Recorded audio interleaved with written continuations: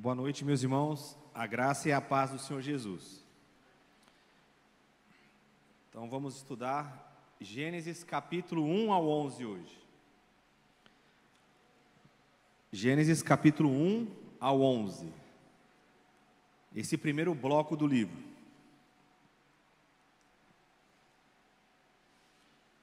Então logo no início da sua Bíblia, o primeiro bloco de textos que nós temos aí. Gênesis capítulo 1 até o 11º. Então vamos lá. Qual que é a intenção então desse escrito? É mostrar para a geração que está vivendo, vamos chamar assim, em diversos períodos da história do povo, como que se deu a origem desse povo? Como que surgiu o povo? Qual que é a herança que o povo tem? Qual que é a tradição? Da onde que a gente surgiu? Como que a gente chegou até aqui? Então, a intenção aí do autor, dos autores é isso. Mostrar a trajetória do povo. Da onde que surgiu a nação? Como é que eles chegaram a ser um povo pequeno, depois um povo mais numeroso, até a configuração que eles tinham em alguns períodos da história. Então eles vão usar da cultura, da informação dos pais, da tradição, para formular esses textos que nós conhecemos como Pentateuco, os 5 primeiros livros da Bíblia, ok? Na sua Bíblia deve estar escrito o livro de Moisés. A gente já comentou na aula passada que Moisés é em função da tradição de Moisés, é em homenagem a Moisés, é em função daquilo que Moisés passou. Mas isso não quer dizer que literalmente foi Moisés que escreveu todas as passagens desse livro, desse bloco. Então é isso que a gente tem que ter em mente também. Quando se dá o nome Moisés, é em função da honra, da tradição de Moisés, do ensino que veio de Moisés, da oralidade, dos discursos e da tradição do povo. Qual que é o contexto aqui então? O que é mais importante para eles, o povo judeu, vamos chamar assim, sem entrar nessa questão israelita, hebreu, vamos chamar o povo judeu, o povo de Israel.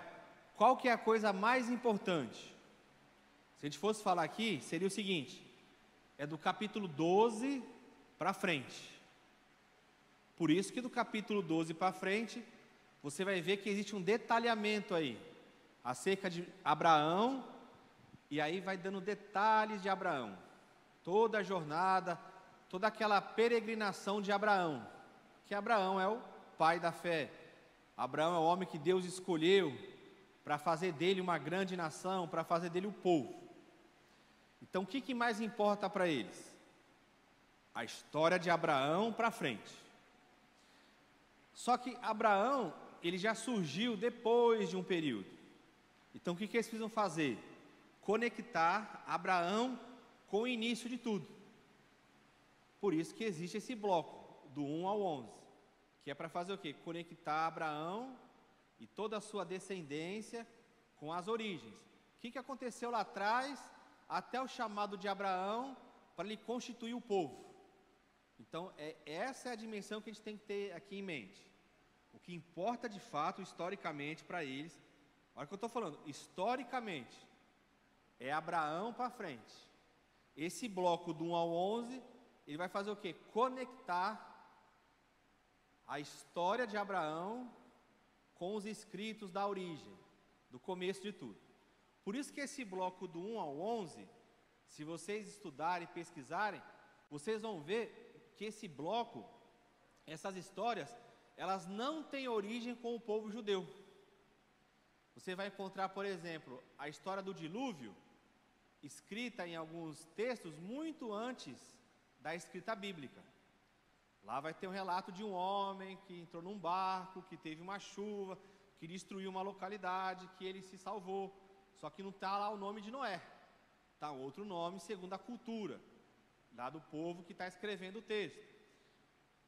Há um povo também que escrevia acerca da origem do ser humano. Aí ele falava também de um homem que veio da terra, e aí ele teve uma mulher, que aí foram gerando filhos. Só que lá não chama Adão e Eva. Aí o povo judeu chama de Adão e Eva. Então, esse bloco de 1 ao 11, ele é um bloco que ele não é original. Ele não é só um bloco que tem na Bíblia. Em outros textos antigos, vocês vão verificar essas informações. Então, cada passagem aqui do 1 ao 11, como que a gente vai chamar? E aqui tem que ter muito cuidado. Porque quando você fala assim, tal texto na Bíblia é mito, o que as pessoas entendem como mito hoje? Mito é como se fosse uma mentira. Mito é algo que não existe, e é alguém que fala, aquilo é um mito. Cuidado com isso. Mito para os povos bíblicos não era isso. Mito para os povos bíblicos, o que era? É você contar uma história para trazer para o povo um entendimento. Então você usa elementos históricos, elementos que tem aonde? Na mentalidade popular. Então não importa aqui para eles o detalhamento científico do texto. Eles não estão preocupados em detalhar a exatidão. O que eles estão preocupados em fazer aqui? Trazer numa linguagem acessível ao povo a sua história. Você quer ver como que isso é bem interessante no próprio livro do Gênesis, nesse contexto? Vamos lá para o capítulo 6.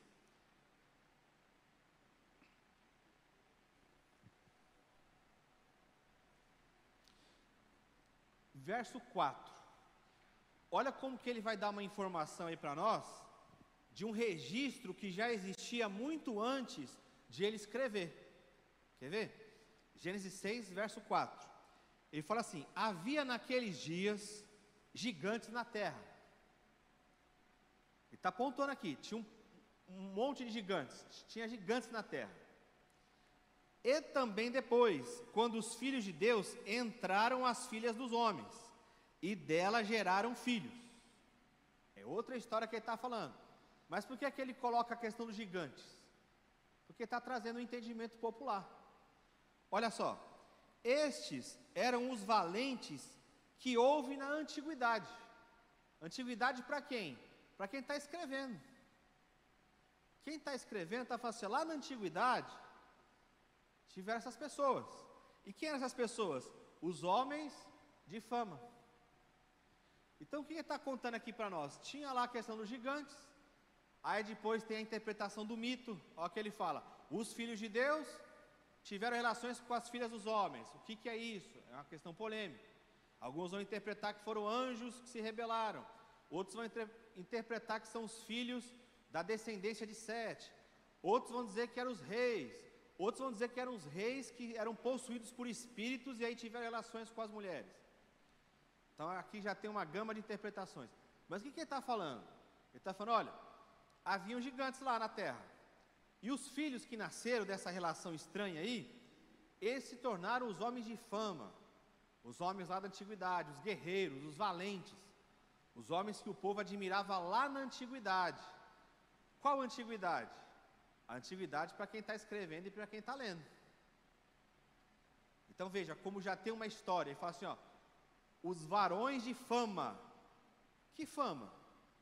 Não tem nada falando aqui deles na Bíblia antes, mas tem circulando aonde?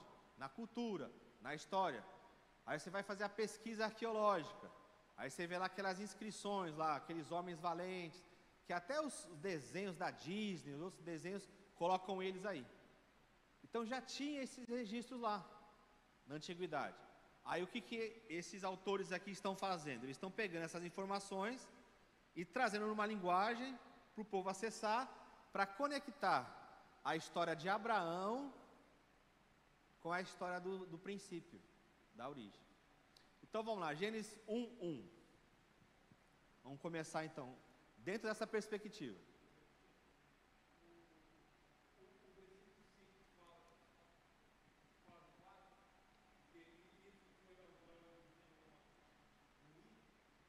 É uma sequência. Sim. Ele viu lá que o povo começou a se contaminar. Aí o que ele vai mostrar aqui? Houve a destruição do povo. Aí isso tem também outro sentido, né? O que ele está falando? Olha, Na nossa história, acontecem calamidades, destruições. E qual que é a figura que ele usa? Dilúvio. Então o que ele está falando aqui? Está dando uma interpretação. A calamidade que vem sobre nós, ela é originária onde? Da desobediência. Ela é originária o quê? De deixar a instrução de Deus para atingir a instrução dos outros povos. É isso que ele está colocando. Então vamos lá, Gênesis 1:1. No princípio, criou Deus os céus e a terra. Obrigado. Qual que é a informação que ele tem de céus e terra aqui? Primeira coisa que você tem que perguntar para o texto é isso. Você não pode ler esse texto com a mentalidade científica que você tem hoje. Porque quem escreveu esse texto, ele não tinha o conhecimento que nós temos hoje. Ok? Ele está falando assim, no princípio, ou em princípio também, criou Deus os céus e a terra. Por que que isso aqui é importante para eles? Aqui não é uma aula de ciências. Eu estou preocupado aqui em criação e evolução. Isso é uma coisa do nosso tempo. Lá ele não tinha esse conceito. Por que que ele está falando de criar céus e terra? Porque ele está falando para essa comunidade aqui que o Deus de Javé, o Deus que ele serve, que é o Deus de Israel, ele é o Deus que tem o domínio sobre as coisas criadas. Por quê? Porque eles estão cativos lá na Babilônia. Estão lá depois. Aí qual que é o questionamento que existe lá? É um só. Por que que nós estamos aqui? O povo que foi levado cativo está morrendo, as outras gerações estão vindo. Então qual que é a pergunta deles? Por que que nós viemos parar aqui? Quando eles olham para a cultura da época, para o povo inimigo, o que que eles enxergam? O povo dizendo, olha, o nosso Deus é maior que o Deus de vocês. Lembra? Lá no Antigo Testamento, cada nação tinha um Deus. Não é isso?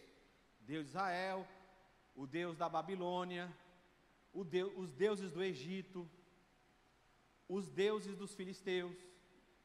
Então cada nação, cada povo tinha o seu Deus. E isso também acontecia em Israel. Israel, por incrível que pareça, não foi sempre um povo monolátrico. Nunca foi um povo assim que só adorou a Deus, Jeová. Não foi. Quer um exemplo bíblico disso? O profeta Elias, quando ele vai profetizar, o que ele fala? Vocês têm que escolher, Baal ou Jeová. Então o que está acontecendo na época de Elias? Tem deuses lá. Tem um povo que está servindo a Baal e outro povo que está servindo a Jeová. E tem alguém ali também que está entre dois pensamentos. Ele fala assim, Jeová é bom e Baal não é tão ruim não. Então, fica entre os dois. O povo de Israel é um povo idólatra. Ele sempre cai na idolatria, até ir para o cativeiro. Lembra quando Moisés ele levou lá aquela haste e tinha a serpente? Lembra da serpente? Que quando eles eram picados pelas cobras, ele levantava lá a serpente, que tinha a imagem lá de uma serpente também, serpente de bronze, né? E eles eram curados. O que vai acontecer depois?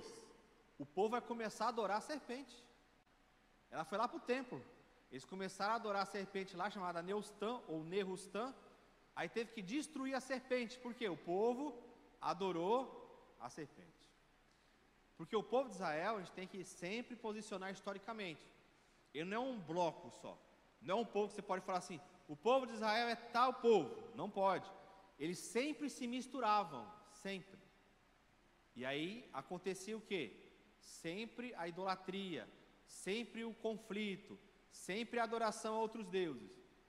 Até que você vê na Bíblia, sempre apareceu o quê? O remanescente fiel.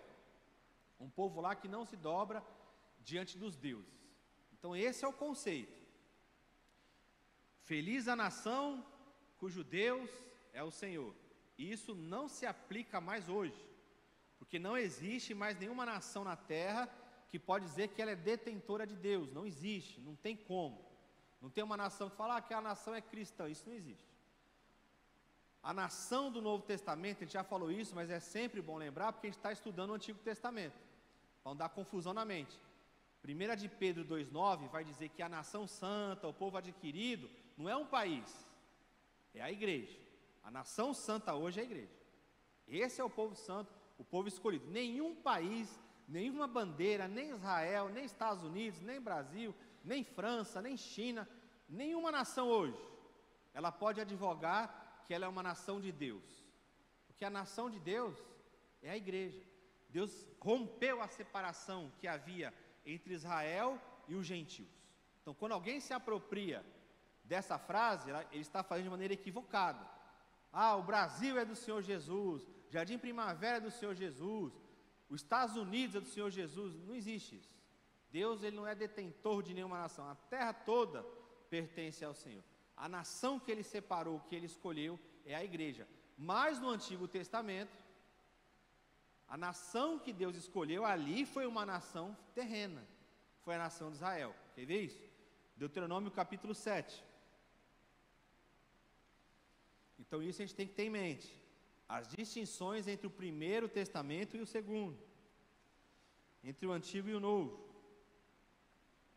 Deuteronômio capítulo 7, verso 6. Olha o que ele diz. Deuteronômio 7, verso 6. Porque povo santo és ao Senhor teu Deus. O Senhor teu Deus te escolheu, para que lhe fosses o seu povo especial, de todos os povos que há sobre a face da terra. Aqui está falando de uma nação da terra. O Senhor não tomou prazer em vós, nem vos escolheu, porque a vossa multidão era mais do que a de todos os outros povos, pois vós éreis menos em número do que todos os povos, mas porque o Senhor vos amava, e para guardar o juramento que fizera aos seus pais, o Senhor vos tirou com mão forte e vos resgatou da casa da servidão, da mão de Faraó, rei do Egito. Então ele está falando, Deus escolheu lá no Antigo Testamento a nação de Israel, uma nação pequena, uma nação que não era numerosa, mas Deus foi fiel ao seu juramento, e ele fez dessa nação a nação dele. Então, no Antigo Testamento, como que Deus era conhecido? O Deus de Israel, era o Deus de Israel. Antes era o quê? O Deus de Abraão, Isaac e Jacó, os deuses dos patriarcas. Aí depois, quando constituiu a nação, Deus era o Deus de Israel. Então cada nação tinha o seu Deus. Vamos voltar agora lá para o Gênesis 1. Cada nação tinha o seu Deus. Então lá na Babilônia, o que eles estão falando para os judeus? Vocês são os nossos escravos. Por quê? Porque o nosso Deus, Marduk, não importa a divindade, é maior, venceu o seu Deus.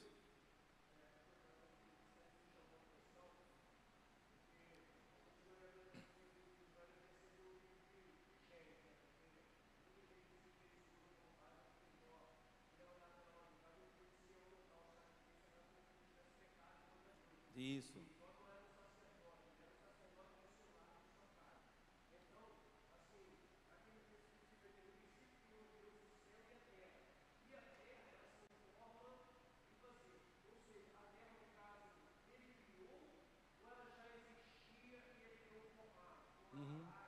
Isso. Isso. Muito interessante essa questão. O que acontece nesses textos? A gente tem uma coisa chamada retroprojeção.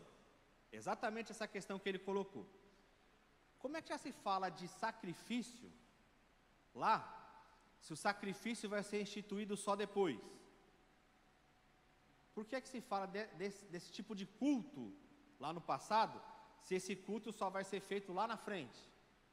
Então ele insere na história, os redatores, para mostrar o que? Olha, a prática que foi feita lá na frente, ela tem uma origem histórica lá atrás, tem uma certa tradição, mas é muito bem alinhado, ou seja, ele já tem um contexto, aí para justificar aquele contexto, eles vão buscar lá atrás. Isso chama-se retroprojeção.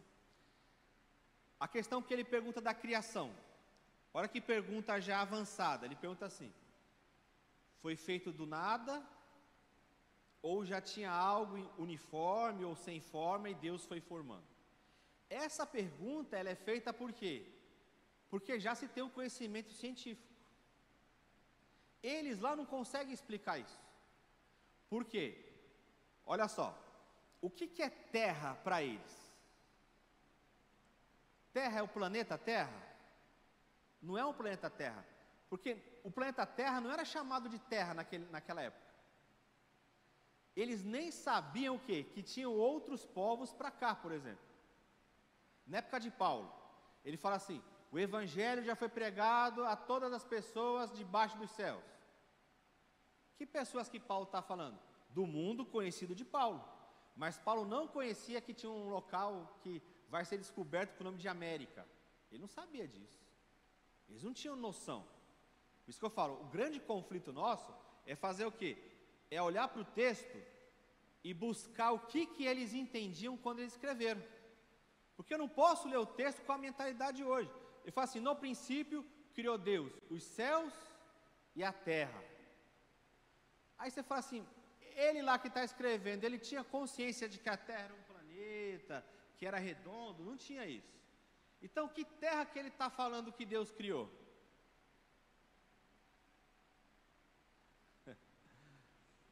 Se Deus é o Deus de Israel, qual terra que ele está criando? A terra onde eles estão habitando, a terra onde eles vão habitar. Por quê? Qual que era o entendimento que se tinha? Cada Deus formava o seu povo e a sua terra. Aí você fala, mas o nosso Deus, ele é criador do universo. Exato, você só vai ter essa informação lá na frente, em Jesus. Para eles lá, qual que é o conflito? Eles estão numa terra estrangeira. Aquela terra não é uma terra, não é a terra deles. Mas por que tem que falar terra e os céus? Porque quem que domina os céus? Olha que interessante. O povo babilônio, por exemplo, quem que eles adoravam como Deus? O sol. Então eles falam assim, o sol é Deus. No Egito também, o sol era Deus. Quando o judeu fala assim, o hebreu, Deus, Jeová, criou os céus e a terra, o que ele está falando? Esses elementos que vocês chamam de deuses, eles estão sob o domínio de quem? Do nosso Deus. Aí ele fala, a terra era sem forma e vazia. Aí o que o pessoal tenta descobrir? Se aí fala da evolução ou não, ou se é a teoria do caos. Houve uma queda ali que destruiu a terra. Mas não era isso. O que é terra sem forma e vazia? Vamos lá. Quando você vai fazer uma casa, pensa aqui nessa construção. Qual que é a primeira coisa que tem que fazer aqui? O alicerce, né? O alicerce. Estacou, subiu. Agora vamos fazer essa sala aqui. O que você tem que colocar em primeiro lugar? É o ar-condicionado? Não. É o relógio? Não. A alvenaria. Olha que interessante, está percebendo o sem forma e vazio o que era? Ele está falando assim, a terra ficou um caos. Por quê? Porque nós somos destruídos pelo nosso inimigo. O povo inimigo adentrou a nossa terra. Aí o que tem que acontecer? Deus tem que ir lá e criar. Por isso que a palavra aqui não é criar. Se você for no hebraico mesmo, que é a discussão de muita gente, fala assim, a palavra lá não é criou os céus e a terra, a palavra é recriou. Aí você fala assim, mas recriou do quê? Aí tem gente que quer dizer, não, a terra existia, aí Satanás caiu, destruiu a terra, Deus teve que recriar a terra. Bíblia Dei, que prega sobre isso. Mas não é nesse sentido. O recriar aí que ele fala é o seguinte, nós perdemos a terra prometida. Nós agora somos o quê? Escravos numa terra estranha.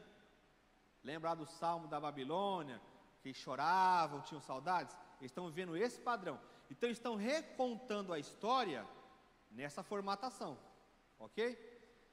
Criou os céus e a terra.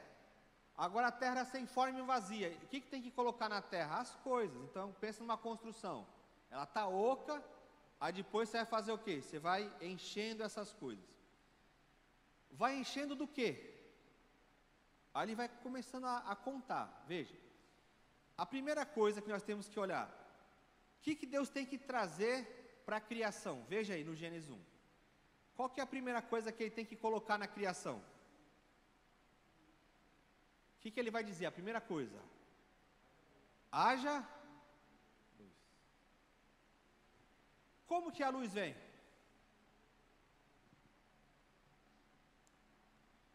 Como que a luz vem?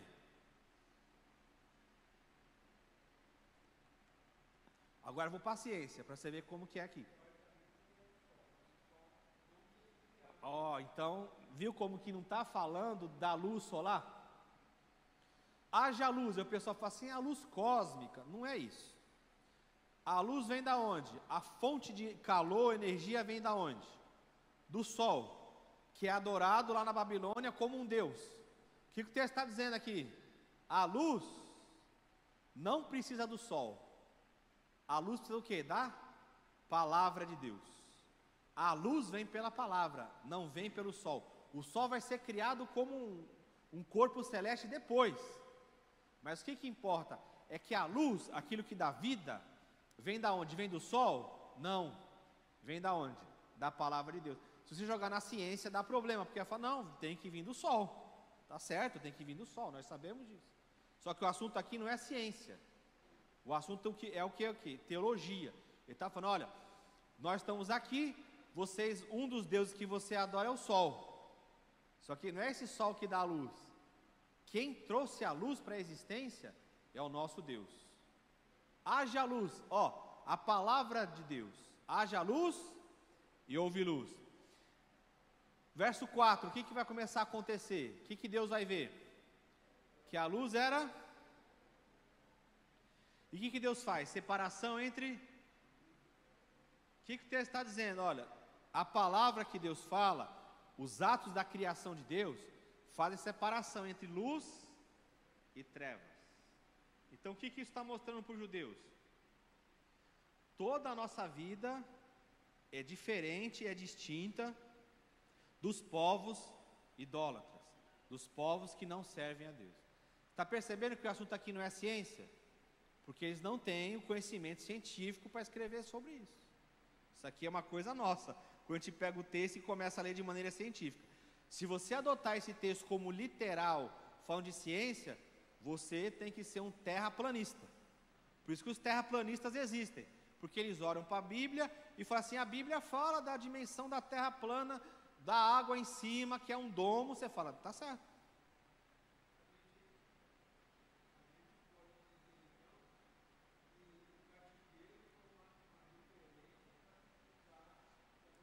Isso, é no cativeiro que surge o questionamento. Aí eles lá vão começar a escrever acerca da origem do povo. É isso. Aí ele vai descrevendo a criação, que vocês conhecem. Ele vai criando, criando, criando. Aí qual que é o máximo da criação de Deus? É o homem. É o homem. O homem é criado da onde? Do pó. O que significa isso?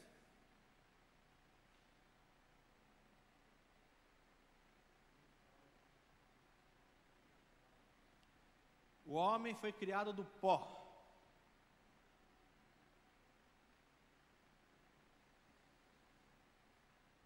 Deus formou um bonequinho, assoprou assim, ó. É assim que a gente faz o desenho, né? Deus pegou a argila, começou a moldar. O que significa quando fala o homem foi criado do pó da terra? Foi o único ser criado dessa forma, não foi? Então já tem uma indicação. Nem a mulher veio dessa forma. Veio só o homem. Então o que o texto está falando para nós? Qual que é a ligação do homem? O homem ele é feito para quê? Da terra. Lembra, no princípio criou Deus os céus e a terra. O homem vindo da terra, quando fala que ele veio do pó da terra, o que o autor está dizendo para nós? O homem, a posse dele, são as coisas da terra. Ele tem que administrar as coisas que são da terra.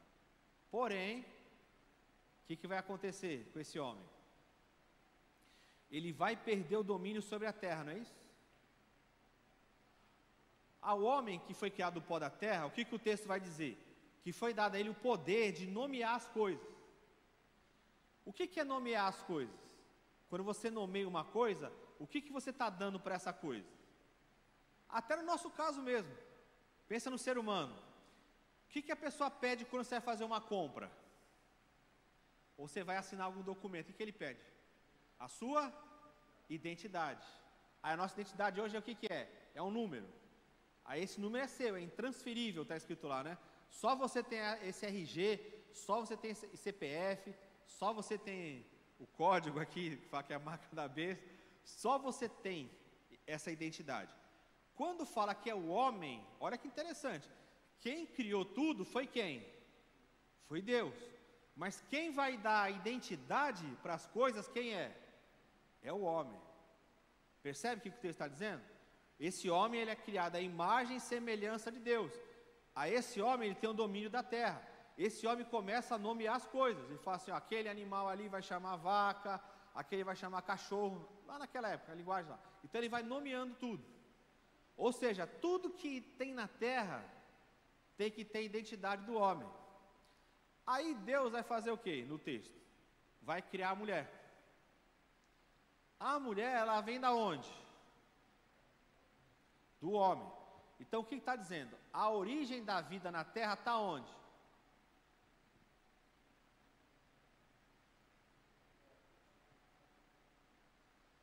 A mulher, o primeiro ser humano que veio após o homem, veio de quem? Do homem. Deus não fez a mulher do pó da terra, fez? Então, quem é o detentor da vida aí? Deus está tirando da onde?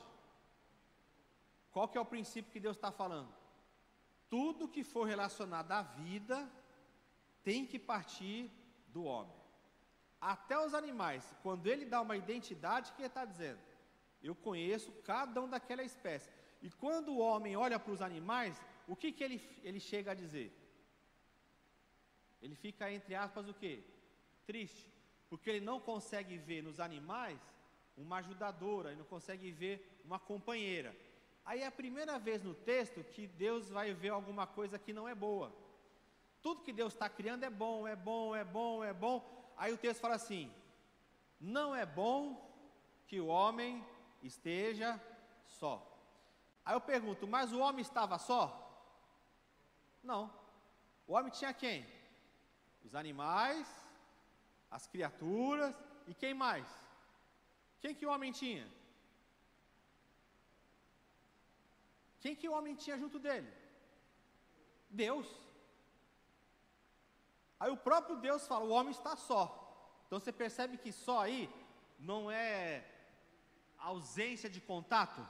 É o quê? É alguém que ele possa ser o quê? Se identificar perfeitamente. Isso.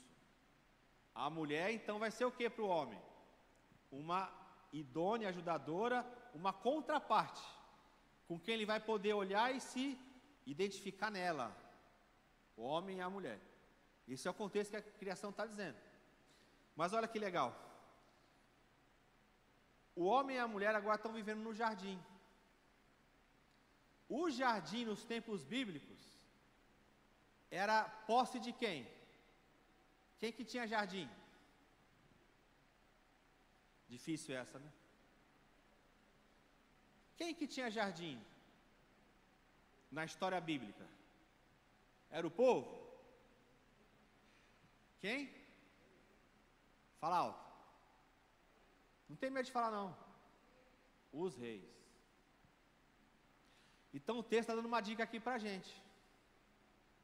O homem foi colocado aonde? Num jardim. Quando ele está lendo lá no cativeiro que o homem foi criado e foi colocado num jardim, o que vem na mente da pessoa que é escrava? Ele pensa o seguinte, olha, o jardim é para ser nosso, não é para ser só do rei. O jardim Deus criou o quê? Para a humanidade. Então o que ele está olhando ali? Um conflito. Por quê? Eles estão sendo subjugados e eles não têm onde morar dessa forma. Quando eles olham, quem que mora num jardim? O rei. Lembra lá do jardim suspenso da Babilônia? Quem tem esse jardim à disposição? O rei. Então você tem sempre que fazer isso. Olhar lá no cativeiro e ler o texto no contexto que eles estão escrevendo. Quando está o homem e a mulher no jardim? ele vai falar de árvores ali. Quais são as duas árvores principais? A árvore da vida e qual outra árvore? Do conhecimento do bem e do mal. O que o homem preferiu escolher? A vida ou o conhecimento do bem e do mal? Se o homem comesse da árvore da vida, o que ele teria? Olha o nome, árvore da vida. Se eu vou lá e como da árvore da vida, o que eu vou ter? Vida. Mas o que o homem preferiu? O conhecimento. O que é conhecimento do bem e do mal? Já existia mal naquela época? A gente não acredita assim que o mal, o pecado só entrou depois da queda? Que conhecimento do bem e do mal é esse? Percebe como que a gente tem que ir questionando o texto? Porque fala assim, conhecimento do bem e do mal. Veja, não é só conhecimento do mal, é conhecimento do bem e do mal. Aí você fala, mas o que tem de errado em conhecer o bem e o mal? Percebe quando a gente fala de árvore do conhecimento do bem e do mal, a gente só imagina o pecado? Fala assim, foi a partir dali que o homem conheceu o mal, o pecado, a destruição, a morte. Mas a árvore não chama conhecimento do pecado. A árvore chama conhecimento do bem e do mal. Aí o texto fala assim, a sedução da serpente, a serpente chega lá, né? Então estão fazendo uma fábula. A serpente vai lá e fala, é que nem a história do Chapeuzinho Vermelho, é igual a história que ensina para os nossos filhos. Aí está usando a mesma historinha. Uma serpentezinha vai lá falar com o homem e com a mulher. Vocês já leram Alice no País das Maravilhas? Você lembra lá que o bichinho fala para o rei, para a rainha, né? Fala assim, olha, a sua coroa está torta. Olha que mensagem bonitinha. Aí o desenho é a coroa está torta, daí tem que ajeitar, eu vou ajeitar a coroa. Você percebe que é uma mensagem infantil, mas com uma linguagem muito forte? Você chegar num texto e falar que a coroa do rei e da rainha está torta, você está falando assim, o seu governo está ruim. Mas você usa o que? Uma historinha. Olha, a sua coroa está torta. Tem que ajeitar. Esse é o sentido do texto. A serpente vai falar. O que era a serpente lá para eles? É sempre assim que você vai ler o texto. O que eles entendiam como serpente? Da onde que está vindo a fala da serpente? A serpente também era adorada como o quê? Como divindade. E qual que era o símbolo do Egito, da divindade do Egito? Uma serpente. Quem que foi o rei que se corrompeu com mulheres? Na Bíblia. Quem foi o rei que se corrompeu com mulheres? Salomão foi um, não foi? Capítulo 11 lá fala que ele se corrompeu com as mulheres. O rei Acabe, por exemplo, qual que foi a ruína dele? Ele casou com Jezabel e trouxe a idolatria. Então, quando você lê Adão e Eva, você não pode chegar e falar que todo o mal da humanidade foi culpa da mulher. Não é assim que as pessoas falam? Ela fala assim, o mal do mundo, ele veio por onde? Pela mulher. Porque foi a mulher que foi enganada, foi a mulher que trouxe o mal, a mulher convenceu o homem, aí o homem caiu, e aí toda a desgraça veio para a humanidade. Mas o texto ali, como ele está sendo escrito dessa forma, de historinha, para o pessoal entender, o que ele está falando? A serpente chegou até na mulher. Por quê? Porque os nossos líderes, eles se encantaram com as mulheres. Eles deram ouvidos aos falsos ensinos. Eles deram ouvidos, não à lei de Deus, não à palavra de Deus, mas ao encanto dessa terra. Aí o que aconteceu? O homem cai em destruição. Então aconteceu lá atrás uma história que tinha um casal, isso tinha em todas as culturas. Então eles estão pegando a história do casal e trazendo para o contexto deles. A mulher ouve a serpente, convence a mulher, ela lança aquela mentira, fala, não, vocês não vão morrer não. Aí se você olhar o texto, nessa linguagem, quando a mulher e o homem comeram o fruto proibido, eles morreram? Não. Mas a morte entrou no mundo. Então morte ali, não era assim, comeu o fruto, caiu e morreu, não era isso. Era trazer o que? A condenação, é a trazer o juízo sobre eles. Você está vendo como que é uma história que você tem sempre que ler lá na frente e trazer para cá. Isso que é o Gênesis. Aí fala assim, qual que é o que vai acontecer com a mulher? Ela vai ser amaldiçoada. Tem 3 maldições lá, né? O homem, a mulher e a serpente. Qual que é a maldição da mulher? O desejo vai ser para o marido. Eu vou passar para o irmão falar. O seu desejo vai ser o seu marido, e você vai ter dores de parto. Você agora vai ter filho com dor. A mulher, ele fala assim, multiplicarei as dores de parto. A mulher já tinha tido filho ali? Pela história bíblica? Não tinha. Eu vou passar agora. Como que é multiplicar? O que está acontecendo agora? O pessoal está no cativeiro babilônico, não está? Por eles terem desobedecido a Deus, o que acontece agora quando eles têm filhos? Os filhos nascem em terra estrangeira. Todo filho que nasce agora, nasce como? Subordinado ao rei, nasce como escravo. Então, para eles gerarem agora, é difícil, porque estão gerando em terra estrangeira. O homem agora, para ele herdar as coisas, o que ele tem que fazer? Trabalho pesado. Era para ele fazer isso? Não. O que no começo da história fala? Ele tinha que cuidar do jardim. Ele tinha lá só que cuidar. Agora, porque não obedece a Deus, o que ele tem que fazer? Trabalhar e suar para comer o seu pão. Ou seja, você agora é escravo. Você agora tem que trabalhar muito para comer.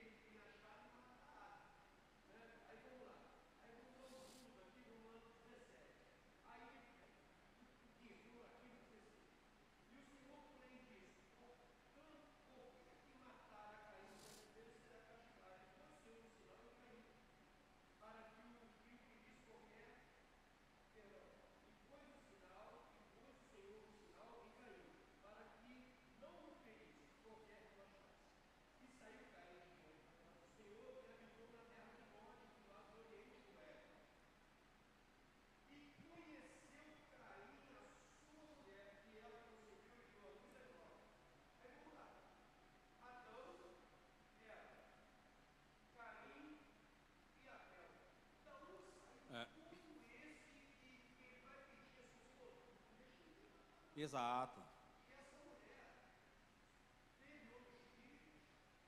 Exato.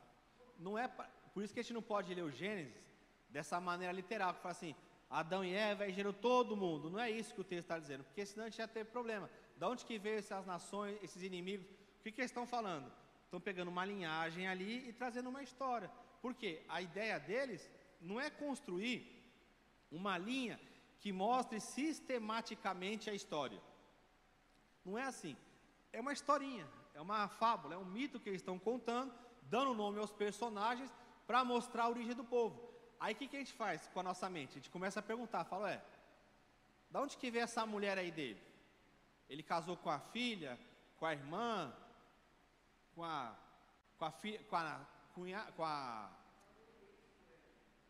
a sobrinha? Da onde que veio essa mulher aí? Da onde que veio esse povo que estava lá? Por quê? A gente está lendo Gênesis como? Historicamente. E o Gênesis não foi feito para isso. Os autores daquela época, eles não estão preocupados com isso, com a origem da humanidade, de onde que veio, quantos anos demorou, quem foram as primeiras pessoas, de onde que elas surgiram. Eles começam a nomear assim, Adão e Eva, Deus formou. O que é a história? A formação do nosso povo. Então eu preciso trazer alguma coisa para conectar Abraão com o início da humanidade. Por isso que a gente não pode ler o Gênesis com a linguagem científica, porque vai dar problema.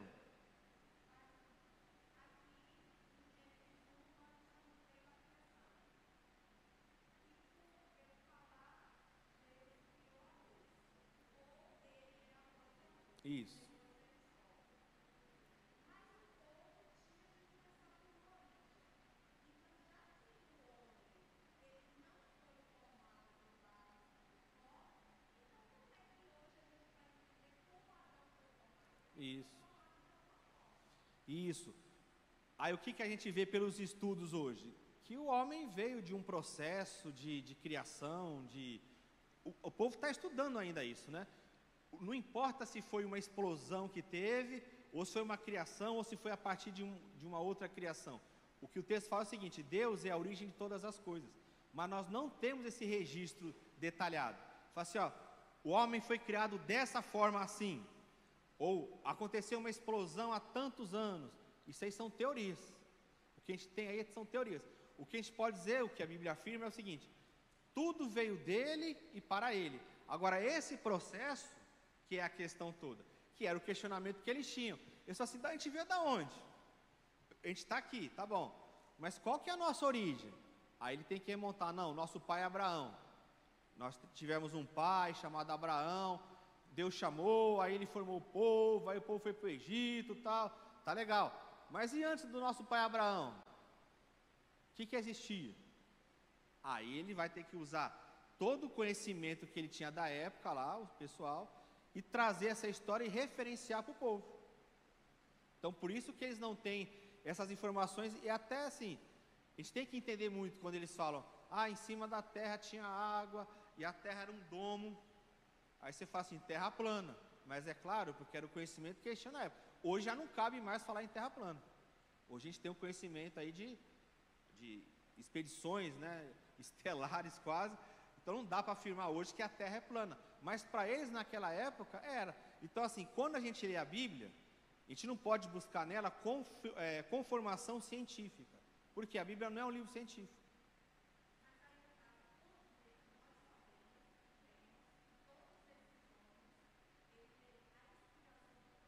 Isso.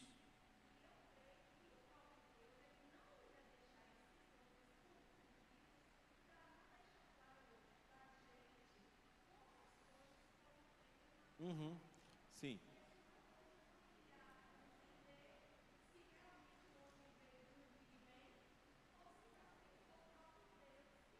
Uhum. Sim. Sim. Essa é uma grande questão que é colocada da inspiração da Bíblia, né? Quando Deus ele inspira o autor, ele não traz para o autor um conhecimento além daquilo que ele tem para a realidade dele. Ele não comunica numa linguagem que excede o entendimento deles. Pode ver que o Antigo Testamento ele fala sobre isso, que o conhecimento de Deus é como a luz da aurora, vai crescendo. Então, é lógico que lá eles não comunicavam da maneira como nós comunicamos hoje, porque o conhecimento ele vai aumentando. No próprio Cristo, Cristo é o fechamento da revelação de Deus. O pessoal do Antigo Testamento não tinha nem um mínimo do que Cristo tinha.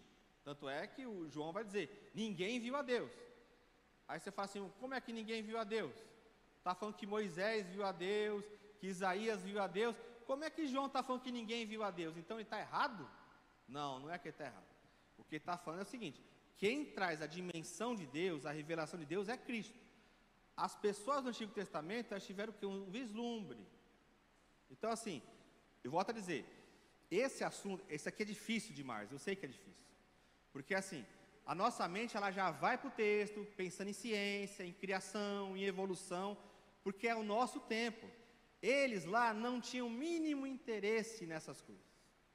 Eles não têm que questionar se o homem veio do macaco, se o homem veio da criação, se foi o Big Bang. Isso para eles não existe. Por isso que eu falo, a nossa mente é teimosa. É difícil de desconstruir, porque eu vou para o texto já com uma gama de informação que eu tenho hoje. Só que eu estou lendo um texto primitivo. Aí eu tenho que entender o que aquele mocinho lá, aquela mocinha, entendia do contexto social dele. Para ele é o seguinte, Deus criou, ele não está preocupado assim, mas Deus criou como? Ele está contando a história, fala, fez o boneco, trouxe o homem à existência, trouxe a mulher, criou lá, Deus fez os céus e a terra, criou a nossa nação, chamou nossos pais, é isso. Só que a nossa mente ela é teimosa, por quê? Já tem a série de informações na nossa mente. E eu estou perguntando, mas tá bom, criou o céu, como que Deus criou os céus? Eu vou tentar debater com o cientista. Só que a Bíblia não é um livro de ciência. Eles lá não tinham esse interesse. É a mesma coisa que eu querer falar de Fórmula 1 com o camarada que está lá com a biga, lá no Império Romano. Não, mas o meu motor é de cilindradas. O cara fala, não interessa, para mim o que vale é o cavalo. Não, o cavalo para mim já é a potência do motor, mas ele não sabe o que é motor. Então eu não posso ir para o texto, eu sei que é difícil, mas eu não posso ir para o texto com a mentalidade hoje. Eu não tenho que falar assim, mas foi Deus que criou através de tal processo. Eles não sabem disso. A inspiração de Deus não é um Chico Xavier da vida. Inspiração não é psicografia. Tem gente que acha que inspiração bíblica é psicografia. O que é? O camarada fechou o olho e começou a escrever. Não. Inspiração, o que é? É Deus levar a pessoa a relatar. Agora, Deus respeita o quê? A personalidade da pessoa, o tempo que a pessoa está escrevendo. O próprio Cristo falou para os discípulos, falou assim, tem coisas que eu não posso falar agora, mas depois vocês vão entender. O que era o depois? Quando viesse o Espírito Santo. Então é lógico que esses textos primitivos, a gente vai ter que ir com calma neles. Lembra que eu citei aqui já para vocês? Lá no início falou, e a ira do Senhor se acendeu contra Davi. Aí lá para aquele autor, o que era? Davi está sendo castigado por Deus, Deus levou Davi a pecar. Para ele está tudo bem. Por quê? Lá naquela crença, Deus fazia o mal, Deus fazia o bem. Isaías 45, verso 7. O bem e o mal vem de Deus. O espírito mal vem da parte do Senhor. Deus mandou um espírito mal lá perturbar. Tudo vem de Deus. Para eles era assim. Aí o conhecimento vai avançando. Aí quando vai escrever já o segundo relato da mesma história, fala o quê? E Satanás foi lá e incitou a Davi. Aí para quem pega a Bíblia, ele é assim, vai falar assim, deu tilt. Agora tem contradição na Bíblia. Porque um texto está falando que foi Deus, o outro texto está falando que foi Satanás. E agora? Meu Deus, não pode ler assim. O conhecimento vai avançando. Hoje você não falaria isso, que foi Deus que enviou um Espírito. Você já sabe que existe toda uma dimensão espiritual. Os judeus primitivos, eles olhavam e falavam assim, tudo vem de Deus, tudo é castigo de Deus, tudo é Deus que está pesando a mão. Aí quando você vai para Jesus, você já encontra uma outra realidade.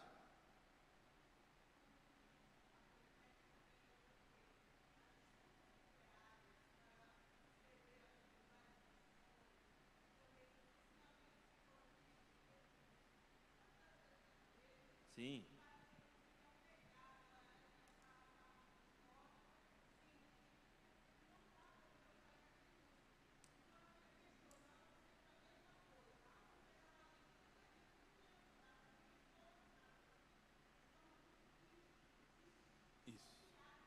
Isso. Isso.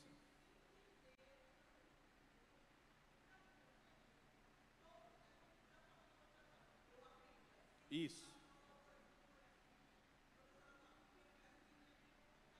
Isso. É difícil. Aqui, como que a gente enxerga isso aqui? Um livro fechado. Aí você abre ele, o que você está lendo? Palavra de Deus, tudo da mesma forma, e não é. Aqui são vários livros, em vários períodos, vários autores, que foi aglutinado num bloco só. Olha a dificuldade que nós temos.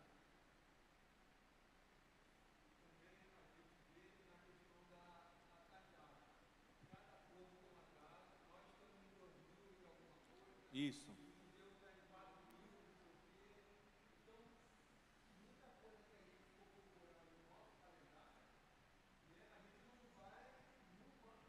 Não vai. Isso.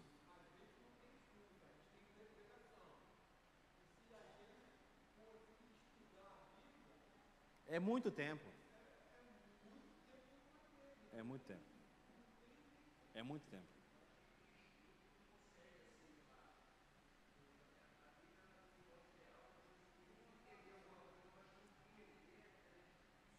É difícil, porque você vê, vou passar para o Márcio. Sabe qual que é o problema? É assim. A gente, quando vai viver uma questão médica, por exemplo, você tem que operar o seu filho. Você leva lá no melhor médico do Brasil. Paga lá 300 mil numa operação. Ele vai falar para você assim, tem que fazer isso, isso, isso no seu filho. Você vai questionar o médico? Por que você não vai questionar o médico? Porque ele estudou 20 anos para estar lá. A não ser que você seja bom, você seja um cara que também é médico, que vai falar, não, esse procedimento está errado, ou você pega a informação dele e leva para outro médico. Mas no geral você não vai fazer, você fala, não, eu vou orar aqui e está na mão dos médicos lá, Deus abençoe o médico que ele vai fazer a operação. Por que a gente não questiona? Porque vai chegar lá, o cara tem lá atrás dele assim um monte de diploma, que mostra o quê? Que ele gastou tempo para fazer aquilo, ele estudou, aprendeu, foi para o estágio, e começou a operar, até chegar na multidão de operações que coloca lá, esse cara é o melhor médico do Brasil nessa área, que se dedicou. Em todas as áreas é assim. Você vai falar com um cara que ele é especialista em nave espacial, o cara estudou a vida dele lá, aí você olha e fala, meu Deus, que negócio complexo. Qual que é a questão da igreja? A questão da igreja é que todo mundo tem acesso à Bíblia. E aí todo mundo dá palpite na Bíblia. Porque a gente é estimulado ao que? A ler. Ler por ler. Abre a Bíblia e lê. Abre a Bíblia que o Espírito Santo vai dar um entendimento. E aí o que acontece? A gente recebe, o que a irmã falou, informação. Só que aí tem aquele apego, né? A gente é um pouco orgulhoso. Porque a gente fala assim, eu tenho a verdade, Deus me salvou assim, eu estou há 40 anos acreditando assim, Deus me abençoou dessa forma. Você percebe que fica uma coisa meio jogada? Não tem uma diretriz. Cada igreja ensina uma coisa, cada revista é escola dominical. Aí se você comparar as revistas escola dominical, eu tenho essas coleções aí. Uma vez a CPAD lançou, eu comprei um box lá. Se você pegar as lições, você vai ver que o assunto já mudou. Só que o que fala? Não, o irmão lá de trás era mais espiritual ou não? Não é questão de ser espiritual. É a questão do ensino lá, que ele dava, e depois eles foram avaliando o ensino. Só que a gente é orgulhoso, o cristão, ele é orgulhoso. Porque ele fala assim, eu tenho a verdade, eu tenho que pregar a verdade para as pessoas. Então, eu ser questionado numa coisa que eu acredito, é como se eu estivesse fora da salvação, já percebeu isso? Que é difícil eu admitir, falar, rapaz, eu aprendi errado esse negócio aqui, agora eu sei o certo, eu vou estudar isso aqui. Não, a gente fica na defensiva, por quê? Porque para nós é quase um negócio assim, se eu tiver errado, o outro está certo, então o outro é de Deus e eu não sou. A gente pode até não admitir isso, mas o nosso inconsciente coletivo está isso dito lá. Se a gente tem uma doutrina, você pode ver, escatologia principalmente, você mostra o Apocalipse, mostra que não é nada daquilo que as pessoas ensinam a maioria. Aí qual que eles refutam? Irmão, mas eu já aprendi assim, então é difícil. Porque a questão nossa, a gente fala assim, o Espírito Santo ensinou. A gente confunde a questão de Deus amar a pessoa, de Deus salvar, com essa questão do ensino. Porque tem que se dedicar. Aí por falta de obra, de pessoas, o que a gente faz? A pessoa se converteu, dá 2 meses, é professor lá no estado, põe já para dar aula na igreja. Aí o cara começa a abrir a Bíblia e vai ensinando o que ele está lendo, o que ele está entendendo. Aí fala assim, pesquisou, estudou, dá trabalho, quem é que quer perder tempo com isso? É difícil. Aí o que a gente faz? Vai escutando. É o que ela falou, a gente vai adquirindo por onde? Por ouvir. Só estudando. Aí a pessoa vai falando, a gente vai lendo os materiais. Tem gente que acha que a revista de escola dominical é como se fosse a própria Bíblia. Eu tinha problema numa igreja lá no centro de Caxias. Sabe por quê? Que a filha do pastor lá era redatora da CPAD. Aí se a gente chegasse e falasse que tinha alguma coisa errada na revista, o pastor vinha igual um Jason para cima da gente. Porque ele falava assim, como é que está errado? Está errado, pastor. Aí teve um rapaz lá que uma vez o assunto era manuscrito do Mar Morto. Era a tese de doutorado do menino lá. Aí ele pegou a revista e falou assim, está errado. Esse assunto aí está errado, não foi assim. Aí criou um alvoroço na igreja. Aí o pastor, como é que não é assim? Falei, pastor, essa é a minha tese. Esse assunto eu estudei mais de 4 anos, pastor. Está errado essa informação da revista. Você tem certeza? Tenho. Então liga lá para o comentarista. Sabe quem era o comentarista? Antônio Gilberto. Aí ligou lá. Ligou para a casa dele, a mulher dele falou assim, meu filho, você deu muita sorte, ele está acabando de chegar aqui em casa, ele estava de viagem. passou para o pastor. O pastor ouviu, aí o pastor falou assim para o menino: ah, meu filho, eu falei para eles não colocarem isso na revista. E agora? Porque a pessoa acha que a revista é a Bíblia.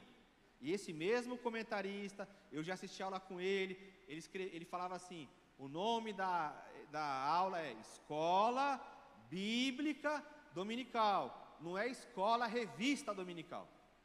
Porque tem gente que começa a ler a revista, ele lê a revista todinho e deu a aula, e não é isso.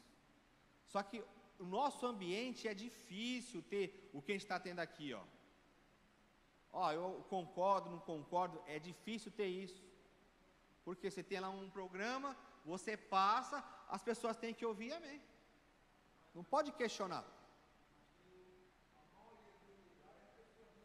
Não questiona, não pode. O que está tendo aqui é difícil ter. Irmão, mas esse texto é assim mesmo, tal? Fala, Márcio.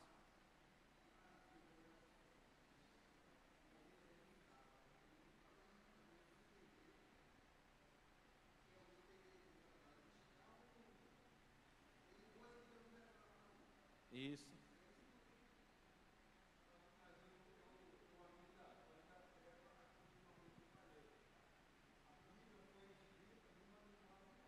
Sim. Exatamente. Até aquele argumento que o pessoal fala assim: a Bíblia foi escrita em linguagem humana, então não é a palavra de Deus. Aí tem gente que é até grossa que fala assim: você queria que fosse um cavalo que escrevesse?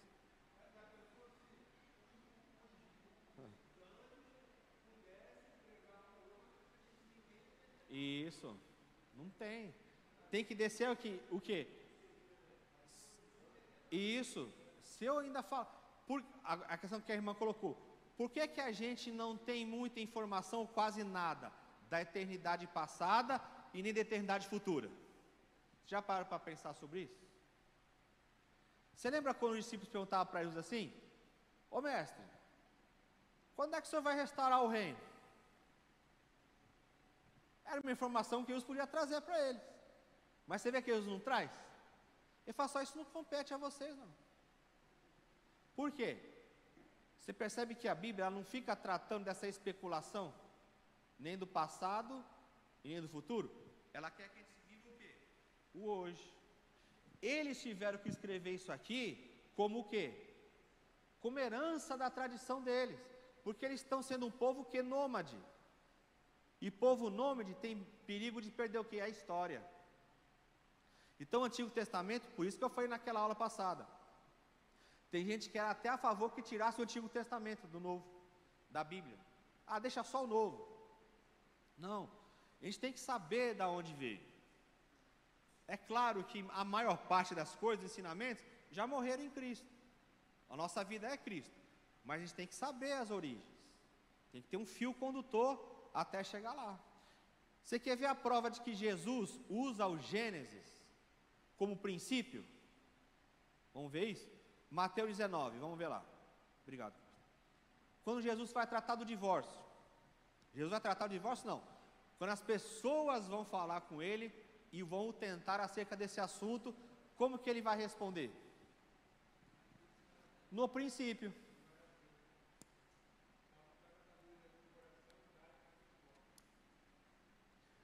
Sabe o que está mostrando aí? Olha que texto interessante. Eu sei que a gente fica nesse texto discutindo a questão do divórcio, mas vamos deixar o divórcio de lado e vamos entrar nisso que o senhor falou. A primeira resposta de Jesus já bastava. Concorda que ela já bastava? Ele falou assim: no princípio, o que Deus estabeleceu, o padrão de Deus lá, o que que é? Macho e fêmea e acabou. O que Deus uniu, não separe o homem. Isso é o que? O princípio. A pessoa que é viciada no texto bíblico, que não fica no princípio, o que que ela faz? Ela investiga o texto bíblico para pegar a pessoa na palavra. Foi o que o religioso fez.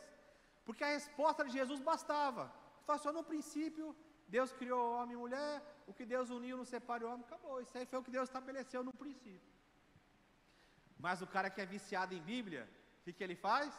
Não, vou pegar um texto para derrubar. Olha, Moisés permitiu carta de divórcio. E agora, quem é maior, Jesus ou Moisés? Você vai falar assim, Jesus, é lógico, porque você segue Jesus. Mas se coloca naquela época deles lá, um moço lá de 30 e poucos anos pregando, indo contra Moisés. Moisés é a figura inquestionável. Jesus para eles é um pé rapado. Ele fala assim, mas por que Moisés então permitiu? Olha lá, o princípio não bastou. Tenho que entrar na Bíblia para destruir o argumento dele. É assim que o religioso faz. Aí Jesus falou, sabe por que ele permitiu? Por causa da dureza do coração de vocês. Mas no princípio, ele voltou para o princípio. E ele não está condenando as mulheres, o povo ali. O que ele está condenando é a maldade daquele povo que eles faziam ali. Não é o fato em si. Eles chegam com esse assunto para tentar Jesus. Então você vê, as pessoas elas se preocupam geralmente com o princípio. Elas querem o quê? As minúcias do negócio. E Jesus sempre foi sempre assim. Você vê que o povo com Jesus estava preocupado com o quê? Com a vida, que é o princípio do Gênesis. Mas o povo não queria isso. O povo estava lá querendo debater com Jesus. Mestre, o que eu tenho que fazer para herdar a vida eterna? Mestre, essa mulher foi pega em adultério, a lei manda apedrejar, o que o senhor diz? Olha só como eles olhavam a palavra, para matar um ser humano. Mas se você tiver a frieza da lei, o que você vai falar? Eles estão com a razão. Eles citaram a lei para Jesus, e a lei de Deus. Por isso que Paulo vai falar que a letra mata e o Espírito vivifica.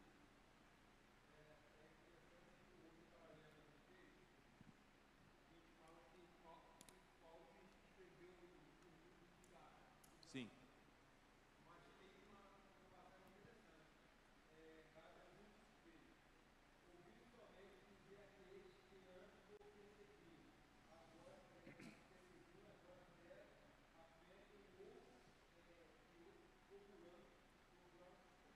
Isso.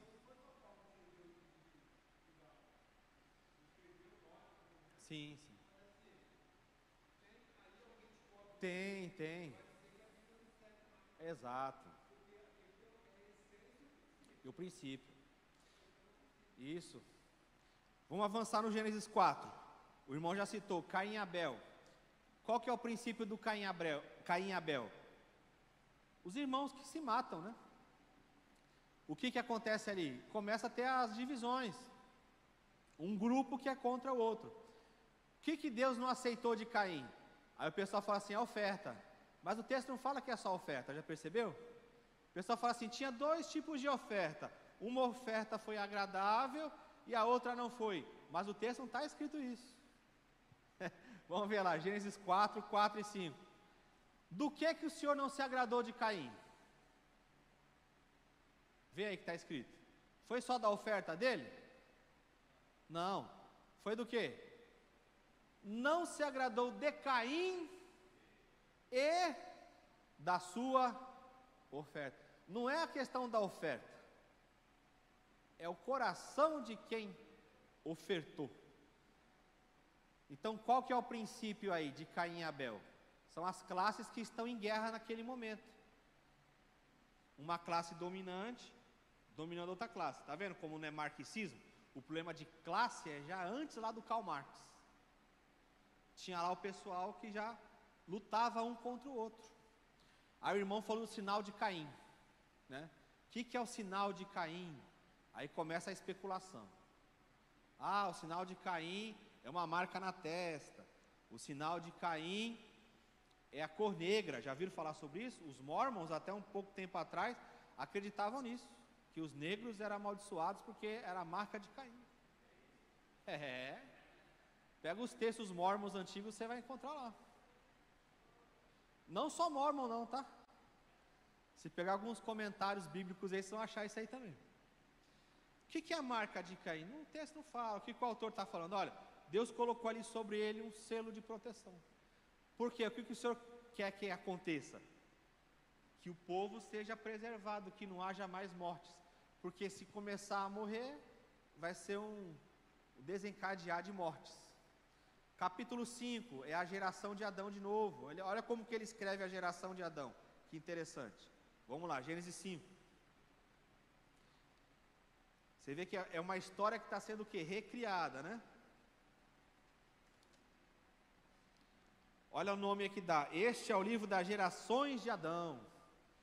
No dia em que Deus criou o homem, a sua semelhança o fez. Aí volta de novo, ó. Homem e mulher os criou, e abençoou e chamou seu nome Adão. Aí vai trazendo a geração de Adão. Você vê que de novo retorna à criação. Então, outro texto que é colocado aqui, para lembrar o que? A criação. Então, essa palavra gerações aqui, ela é muito importante no texto de Gênesis. Porque ela é dividida entre as gerações de Adão. Ó, Gênesis 5:1 aparece geração, não é? Gerações. Vê Gênesis 10:1. Estas, pois, são as gerações dos filhos de... Então ele está falando, teve um momento da história com Adão e depois com Noé. Então ele quer mostrar essas gerações. Então dá para dividir o Gênesis no início aí, nessas gerações. Depois vai entrar as gerações do quê? De Abraão, que é o foco do livro. Ok? Então Gênesis 5 ele vai trabalhando essa questão, até chegar ao verso 32, até chegar no Noé. Quando chega no Noé, vem a história famosa do dilúvio. Mas se você comparar Gênesis 6 e 7, você vai encontrar dois relatos acerca do dilúvio. E os dois não batem. Aí o pessoal fica doido. Porque fala assim, subiu o que na arca? Só um casal? Ou 7 de cada espécie? Aí colocaram dois relatos do dilúvio juntos. Os dois têm informações diferentes. Para quem lê a Bíblia na sequência, e vai falar assim, ah meu Deus do céu, e agora? Qual que está certo, qual que está errado? Não pode ler dessa forma, porque são as tradições que estão ajuntando. Não importa para eles o número dos animais que entraram ali, para nós importa. Para a nossa geração é tudo nos mínimos detalhes. Para eles não, eles estão contando uma história lá do passado. Você quer ver um texto que dá problema, que é simplesinho? Vamos lá, eu já citei aqui, eu vou falar de novo. Mateus 4, vamos lá. Você que estuda a Bíblia, eu quero que você me responda qual ordem é a certa. Mateus capítulo 4, as tentações de Jesus. Em Mateus, qual que é a ordem que vai aparecer aí? Qual que foi a primeira tentação em Mateus? Transformar pedras em pães. Qual que é a segunda? Pináculo do templo. Qual que é a terceira em Mateus? Os reinos desse mundo. Guardou a ordem? Pedras em pães, pináculo do templo, os reinos desse mundo. Vai para Lucas capítulo 4. Qual que é a ordem que está em Lucas 4? Vamos ver se você acha aí. Qual que é a primeira tentação em Lucas? Transformar pedras em pães. Bateu com Mateus? Bateu. A segunda, os reinos deste mundo. E a terceira, pináculo do templo. Inverteu. Aí eu, com a mentalidade cientificista de hoje, eu leio o texto e falo assim, Mateus, pedra, templo e reino. Lucas, pedra, reino e templo. Qual que é a certa? Quem que errou aí? Lucas ou Mateus? Porque tem uma história. Vamos pensar, Jesus foi tentado. Tem uma história. Qual que é a ordem certa? Não pode ser as duas. Ou é Lucas ou é Mateus. Ah, mas aí o senhor já está entrando no estudo do texto. Eu não estou chegando aí, eu estou sendo um leitor que falou assim, o texto está escrito, eu quero saber qual que é o certo.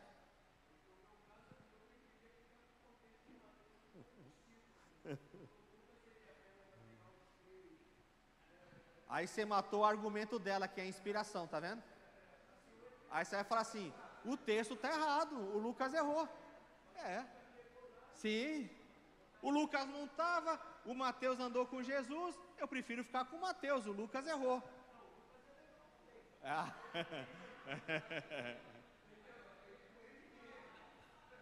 A ordem não altera. Não altera. Não foi. Você percebe que para eles isso não importa? Você quer ver outro texto que ninguém consegue responder? Se você pegar nos 4 evangelhos, a negação de Pedro. Depois você lê em casa. Você vai aos 4 evangelhos, pega uma Bíblia de referência cruzada. Aí você pega lá, negação de Pedro, nos 4 evangelhos. Ele vai negar para grupos diferentes nos 4 evangelhos. Aí você fala, meu Deus, qual que é o certo? Tem que ter tido um só. Aquilo que ela falou, tem que ter. Mas não, para eles lá, irmãos, é a resposta que o irmão deu já. O irmão já está com conhecimento do texto. Para a comunidade que está sendo enviada a informação, tem um sentido especial eu escrever daquela forma. Eles lá naquela época, volta sempre a dizer para vocês, eles não têm a nossa mentalidade de querer escrever tudo certinho, certinho, certinho, certinho.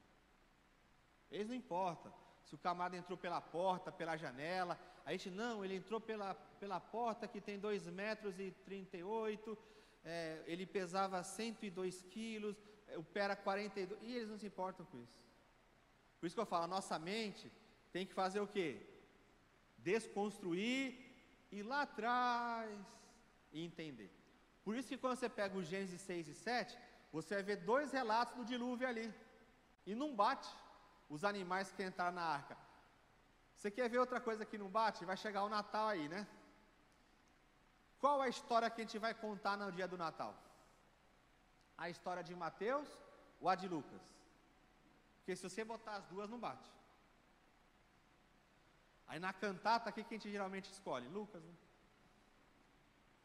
Se você tentar botar as duas histórias juntas, da infância de Jesus, não bate. Não bate. Uma ele está lá no templo, já sendo apresentado, na outra ele está lá com os pais, já distante. Aí você fala, e agora? Você viu como não importa para eles essa questão histórica, redacional, científica? Eles estão contando a história de Jesus. O que aquela comunidade precisa aprender? Tal coisa. O que essa outra comunidade precisa aprender? Isso. Qual que é o problema? Nós juntamos tudo isso num livro só. Aí a gente quer pegar um livro e começar a comparar com outro. Aí não bate.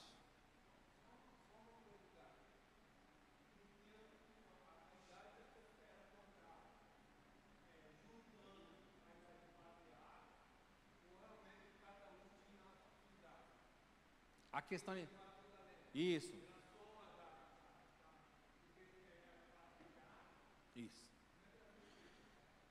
Quando esses povos antigos eles iam contar as idades, eles faziam uma hipérbole, eles lançavam as idades e multiplicavam por uma quantidade.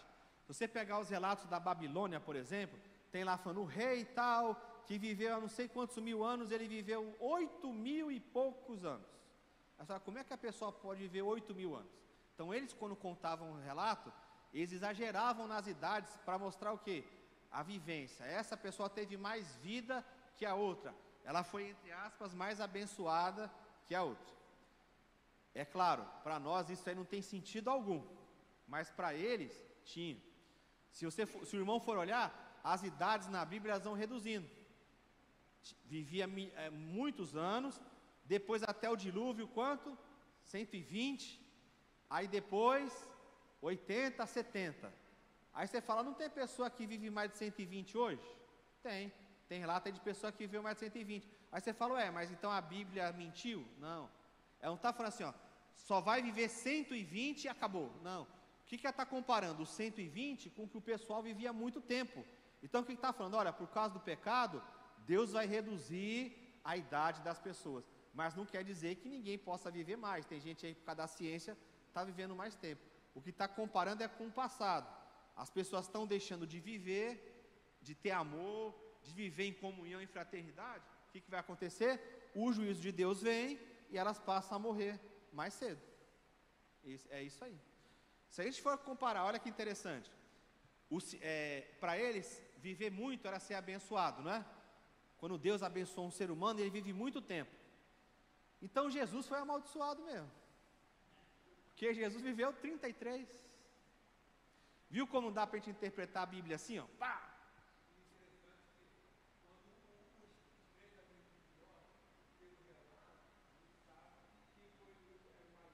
Isso.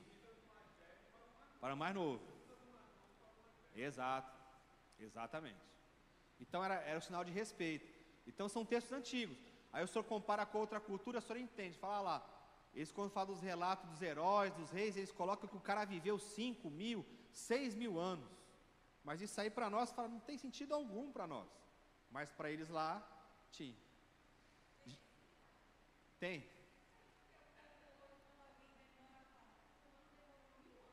É isso. Verdade. Ó, o que ela falou é interessante. A gente riu, mas é verdade, porque a linguagem, ela adquire formas diferentes ao longo do tempo. Você vai fazer fala assim, o mineiro, é o cadinho do mineiro lá, você fala assim, meu Deus, vai demorar 1 ano para chegar lá. Não é 1 ano. Aí, imagina se eu estou pegando esse relato e estou falando assim, ó, a irmã falou que o Wilton vai demorar 1 ano para chegar na casa dele. O que eu vou ler? Que eu andei 1 ano mesmo. Aí você fala, não é isso não. Ela está falando assim de 1 ano, é porque demora, mas não é 1 ano literal. Percebe como a linguagem tem esse poder? Aí qual que é a dificuldade? Que a gente está lendo o texto, sem estar com o autor humano do lado, a gente está com o Espírito Santo. Mas e o autor humano? Por que você escolheu essa linguagem? Por que você está falando desse jeito? O que você quer dizer com essa palavra?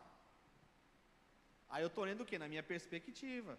É lógico que Deus não vai me amaldiçoar por isso. Deus entende a minha limitação. Mas o texto tem um sentido lá na época deles. Gênesis 10 então, né? O 9 é a aliança, o arco que nós chamamos de arco-íris, né? Deus faz uma aliança com Noé, não vai mais destruir a terra, com a água, começa uma nova criação aí, um novo povo, faz aliança. Gênesis 10 fala da geração, e o Gênesis 11 acaba onde? Qual que é o assunto do Gênesis 11? O Gênesis 11, aqui eu vou pegar só 5 minutos, Jorge, eu acabo. O Gênesis 11, ele é o resumo de toda essa parte. Se tudo que eu falei aqui, joga fora e guarda só isso aqui. O que significa essa questão de árvore do conhecimento do bem e do mal, o homem pecar, se afastar de Deus, o juízo de Deus, a torre de Babel, o que significa tudo isso num resumo só? Significa o seguinte, essa parte do Gênesis 1 ao 11 está mostrando o quê? O povo escolheu seguir o seu próprio caminho a escolher o caminho de Deus, é isso. O resumo é o seguinte, é autossuficiência. Eu prefiro comer da árvore do conhecimento do bem e do mal e eu ser como Deus, do que eu viver na vida que Deus estabeleceu para eu viver. O resumo é isso. O povo antigo escolheu a sua cultura, a sua autossuficiência, o seu próprio caminho, engrandeceu o seu nome para construir uma torre que tocasse até o céu e não quis o caminho de Deus. O resumo é esse. Então o começo da Bíblia mostra isso. Por que o homem caiu em desgraça? Por que entrou o pecado? Por que entrou a dor no mundo? Por que entrou a morte? Por que entrou a escravidão? Por que entrou a pobreza? Por que o homem chegou nesse estado de deploração? Porque o homem não quis seguir o caminho de Deus e escolheu o seu próprio caminho. Aí ele vai se dar mal. Aí qual que é a solução de Deus? Lembra do Gênesis 3,15? Vai enviar o descendente da mulher para trazer o verdadeiro caminho da salvação para a humanidade. Aí o texto agora vai ganhar sentido aonde? 12 em diante. Porque agora vai se materializar.